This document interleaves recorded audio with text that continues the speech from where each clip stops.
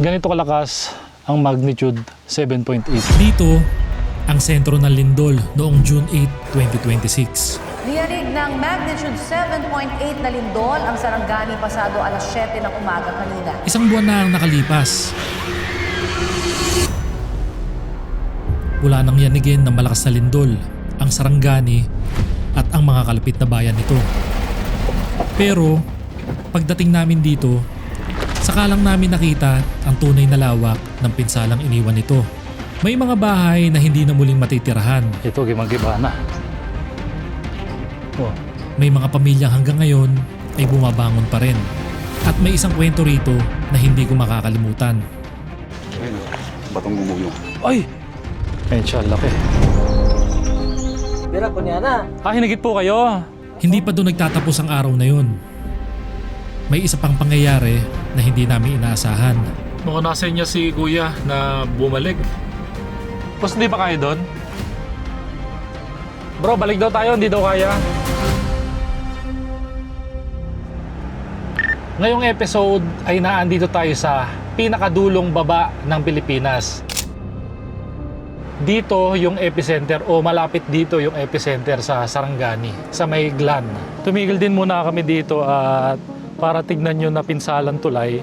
Ayun yung tulay, nakasarado, bawal tayo pumunta, baka mamaya biglang gumiba. Papakita ko na lang din sa inyo sa drone shot. Habang papunta kami sa bayan ng Glan sa Sarangani, eto ang bumungad sa amin. Dalama Elementary School. Sira yung mga bahay.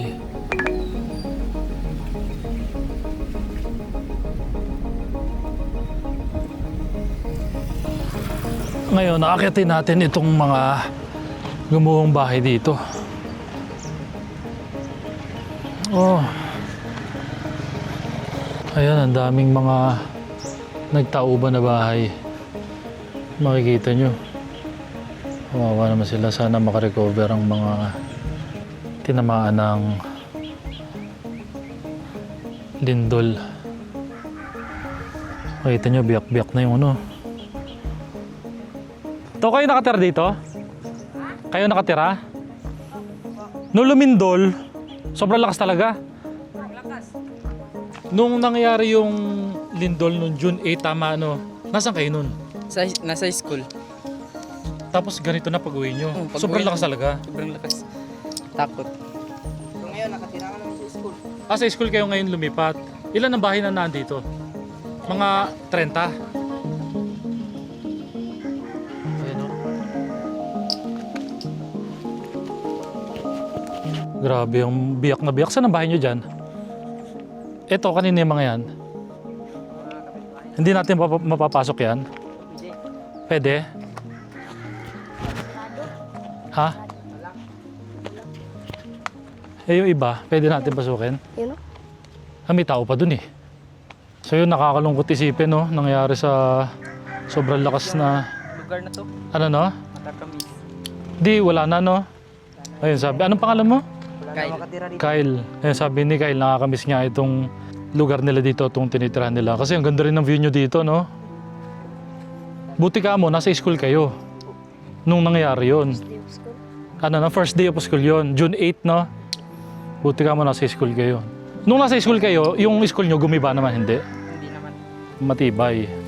Bro, manipis na dyan bro ah. Oo. Ingat. Buti ka mo, wala sila dito. Buti hindi gabi, no? Ano nga pala yun? Gabi. Araw ba yung Araw. Oo.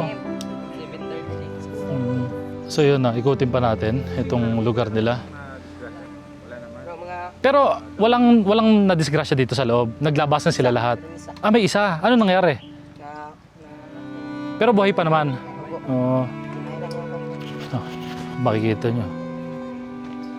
Ayan. Gibang-giba na. Pero ito, mukhang okay pa. Nakasabit sila sa puno. Pati yung nasa taas, okay pa.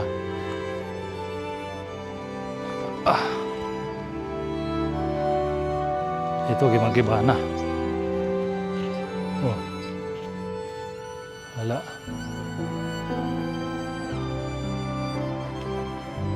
Oh. Ang lalim nung ano. Grabe. Pero sa nangyari to, sana makabawi sila. Tayo nga, sabi nga nila na namimiss nila yung lugar nila dito. Nakakalungkot na isipin. Wala tayong magagawa. Sa act of nature, ganun talaga. Pag ang kalaban natin ay kalikasan, ang weather, wala tayong magagawa. Kung ano mangyayari, ayun ang mangyayari. Ayun o, gibang-giba. Gusto ko sanang pasukin tong loob, kaso baka di tayo makalabas at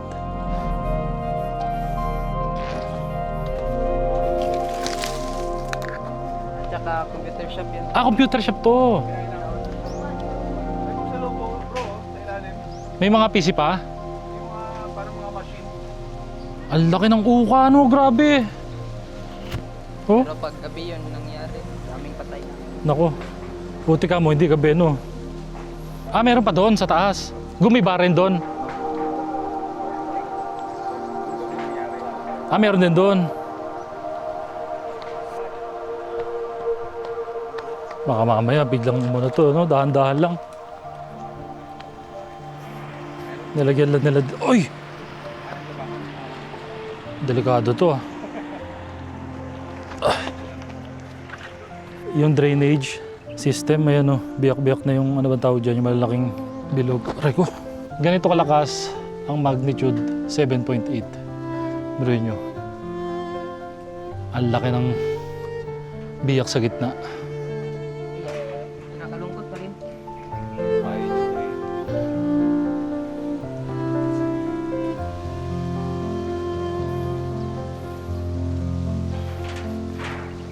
Grabe nangyari.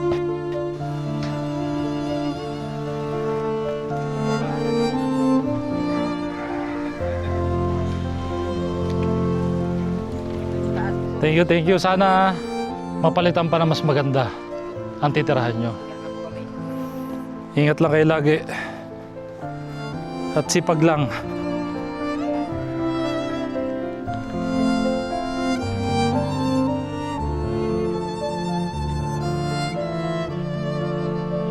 Mag-aaral kayo mabuti, ha? Dahan-dahan. Ano pangalan mo ulit? Kyle, ikaw. Shiven. Renz. Sige po. Mag-aaral kayo mabuti, ha? Sige, thank you. So yun, nakakalungkot lang isipin. Yung mga bata, ang unang sabi sa amin ay namimiss nila yung tirahan nila na nawalan sila ng bahay. Sa school daw sila nakatira ngayon. Wish ko lang na makabangon sila uli. At sana magkaroon sila ng mas maganda o mapalitan ng mas maayos na tirahan. Dito kami nagpalipas ng gabi kasi sobrang lakas ng ulan. Habang pauwi na kami, dito dumating ang hindi namin inaasahan. Bilisan natin dito. Delikado. Delikado nga dito. Ay, mga bago to, eh, oh. Buwan ng malakas ang ulan at parang bagyo. At ayun nga, may bagyo nga pala. Ayan, mga bagong landslide. Pagising namin, ayan, ngayong umaga, ganito na ang update. Nalindol din kagabi, mahina. Dito nga yan sa Sarangani, sa dulo sa Puitan, sa pinaka-Puitan, sa dulong Puitan ng Pilipinas. Ayan, may mga bagong bato na nagbaksakan.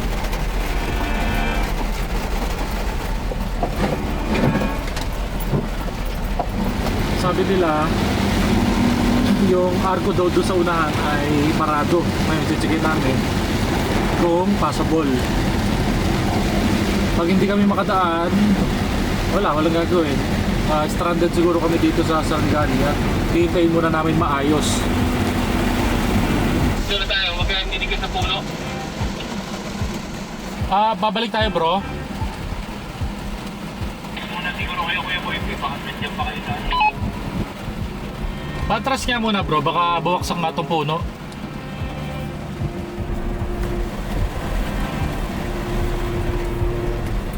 Yan, bali, hihintayin muna namin maayos. Ang daming mga naka-hazard dito na nag-aabang ng sasakyan para maayos yung daan at makalampas. May problem ka dyan, may poste dyan sa kaliwa mo, ha? Doon daw sa Maiglan, yung arko na kung nakita nyo sa video, yung arkong yun, meron daw gumuho doon at hindi makadaan yung mga sasakyan. Pero may mga nakikita kami mga nalampas. Hindi namin alam ngayon kung doon sila galing. Kaya ang dami sasakyan dito na nakatigil. Kapag hindi pa rin makadaan doon at walang gagawa, baka mangyari ay mag-overnight uli kami dito sa Sarangani, dito sa Maiglan. Kakaibang experience din yung naranasan natin dito. Nakita natin yung mga gumuhong bahay, gawa ng malakas na paglindol, magnitude 7.9 noong June 8. Tapos nagkakaroon pa ng aftershock na 5.5 na magnitude. So yun, may nakausap din kami lokal dito na lagi daw na may mini earthquake ba na nararamdaman nila na hindi na lang nila pinapansin. Ngayon, tignan natin kung pwede nang dumaan. Lumampas na kami, hindi na namin hinintay yung yung mga pila na sasakyan. Ayan may mga laglag na puno nga. Ay, teka lang, papakita ko sa inyo. Mga nasa niya si kuya na bumalik. Ayan, makikita nyo. Ayan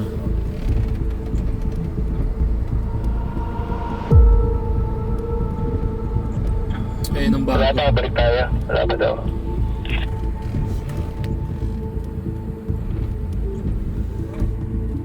Tapos hindi pa kaya doon? Bro, balik daw tayo, hindi daw kaya. Hindi po makakalampas sa sasakyan. Nakaharang po. Sige po, thank you po.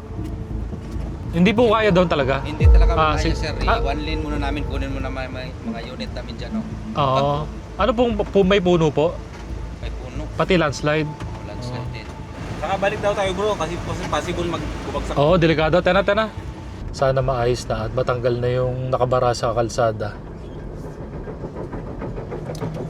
Para makalampas na kami dito. Pero kung hindi talaga magawa ngayong araw, overnight na naman at ayun, may stranded kami dito ng mga ilang araw. Kung walang gagawa. Pero sana meron. Yan, ganito karami yung mga nag-aabang dito. Pila ang sakyan hanggang dun. Sabi nila, ang putik daw ay hanggang Gabewang. Kaya wala, hindi talaga makakadaan. Lakad-lakad muna tayo dito. Habang naglalakad ako, nagulat ako sa mga nakita ko. Ayun, update lang. 2 oras na kami stranded dito sa may Sarangani. Sa barangay Kapatan. Punta ka ngayon ako dito sa likod ng kanilang barangay hall. Nagbaksakan na yung mga puno. Eto. Nagbaksakan ng mga bato. Ay, grabe. Ayun, batong gumulo. Ay! Kung makikita nyo, itong malaking uka na yan, meron dyan bumaksak na malaking bato. Yan, gumulong dito, dire-diretso. Ito yung mga kasama ng malalaking bato. Tapos yung batong malaki, dito gumulong, pababa ng pababa. Ngayon, ang kwento ng mga lokal dito ay meron dyang matanda na bingi na higit ng anak niya para makiilag sa malaking bato. Buti ka mo, hindi siya tinamaan ng bato at yung bahay din ay hindi masyado nahagip ng malaking bato na bumaksak. Ito, papakita ko sa inyo. Ito yung pinagdaanan ng malaking bato. Ay, buti ka mo. Hindi nga nahagip yung ibang parte ng bahay. Ayun siya, laki.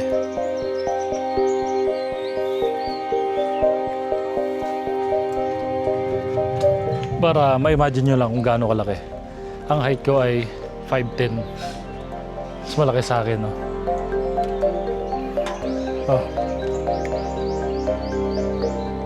Itong camera ko ay naka-ultra wide. Ayan, kitang-kita. Kausapin natin yung nakatira dito. Kuya?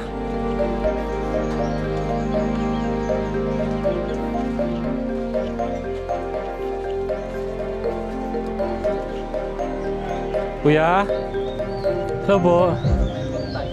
Kaya tanang gamit naman, mga karahay, kaldero, plato. Nadaganan po, nadaganan.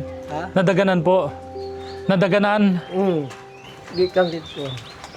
Pag Anan niya dire, ako nagdire ko, Kaya bira ko sa kumbata dyan, nagkamangmang ko. Bira ko niya na. hinigit po kayo. Naghukad ko pamahaw ba? Hukad ko ng pamahaw. Pag sando ko primero, uyog man. Sando ko ito, nadalabay, wako kibaro, asra pa ingon. Kamang na ko gikan sa sulod, kaya dyan, namo ko murag pero Diyan ako, kay ug ako biraha dire, kaya ako maigo niyo. Kanang ilang bato. Nandito po kayo? Oo. Nung ano? Nagkamang ko dire, nagkamang man ko, gibira ko sa bata dire. Kay ko biraha, dire ko may ligsan na ng kilit na bato. Nabira ko kay ko mabira kay nagkamang makusulta na. Dire ko maigo. Dito po. May ipit po sana kayo. Oh, dire kanang kining kilit niya, diyan tunta ko maigo dira. Nataya ko kay ana makuprosesyon na ana kamang. Kamang yuta ba na? Bira ko sa bata pala. Igor ko naabot diri gud. Ano yun? Nadya mo mga gamit tanong ba sa kanang pagkusina. Kumbaga parang ano nyo, kusina. Kusina oh. Nadaganan po ng bato. Oh, mo na siya naman ang mga kusilalom oh, kanang mga sin, mga kahoy. Na kanang iro mo na yung naligsan ano. Naligtas po yung aso. Ha? Naligtas po. Oo. Buti hindi naabot yung aso. Ayun oh. Ako naman kanang dahil kung wala kung dili nila kuan. No. Wala man siya mo kuan, wala siya mo sa oh. Naligtas po. Buti naligtas din po no. Sino po naghigit sa inyo? Naghigit po sa inyo? Sino po? Kung bata, Siya po? dili. Kuan dito. So sige po tay. Oo. Maraming salamat po. Oh, salamat. Thank you po. So hindi ko masyadong naintindihan si tatay, pero try ko lagyan ng subtitle. Sa pagkakaintindi ko ay si tatay ay nakatambay doon, tapos hinigit lang siya ng bata para makailag. So yung nakailag si tatay, hindi nahagip si tatay. Tapos yung aso rin, mga aso hindi nahagip ng malaking bato. So yun, wala talaga tayong gagawa kapag ang kalikasan niya ang umaksyon o nangyari. Hindi natin mapipigilan. Shoutout sa aking family and sa aking mga friends. Sana matulungan niyo po kami. Ayo, kayo. Sige, bye-bye na. Bye-bye. Bye-bye. Thank you po. Thank you. Ayun, sa kabila ng lahat na nangyayari dito, yung mga kabataan dito ay syempre hindi rin nawawala yung kanilang mga makukulit, masaya pa rin sila kahit ganun nga nangyari sa kanila. Sana ay makabawi sila sa nangyari na trahedya dito sa Sarangani. Bali, 2 oras na kaming stranded dito. Kasulukuyan na inaayos na. May mga pumunta na rin na doon na bako na naghuhukay ng landslide. Sana maayos ngayong araw na to at makalis na kami para makapunta na kami sa aming next destination. Yun ay sa Cotabato. Eto, banda dito na clear na.